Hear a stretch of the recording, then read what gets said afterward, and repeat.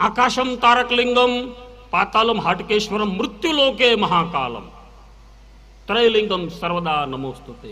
આ ત્રણના પ્રતીક રૂપે આપણે આપણા ગામમાં, આપણા ઘરમાં, આપણા આંગણાના પરગડામાં 7, 8, 9 કોઈ કહેતું હતું આપણે નારાયણપુરની આજુબાજુ શિવ મંદિર હોય તો એ બધા પછી એના પ્રતીક છે. તારકલિંગના પ્રતીક છે, મહાકાલના પ્રતીક છે, નીલકંઠના પ્રતીક છે, અને પાતાલમાં રહેલ હાટકેશ્વર સારા નાગરિકો, ગંધર્વો, યક્ષો, અસુરો. પાતાલમાં કોણ રહે? અસુર રહે. એ ઉઠીને શિવ શિવ જપે છે.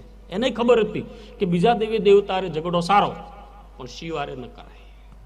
ટૂંકમાં તમને કહું તો આ તો બધી પુરાણની, રાજાઓની બધી વાતો છે, પણ શિવ ભક્ત માટે ભસ્મ હોય, મુખમાં શિવ નામ હોય, ડોકમાં રુદ્રાક્ષ માળા હોય, અને શિવ શિવ જપતો જપતો બિલ્વપત્ર લઈ અને બેસી જાય તો ભોળોનાથ બહુ ભોળો છે. સીધો સાદો સરળ, કોઈ એની કોઈ એવી અવ્યવસ્થાનું કોઈ છે. ડેમેજ કંટ્રોલનો દાતા, પૂરા વિશ્વને કંટ્રોલ કરી.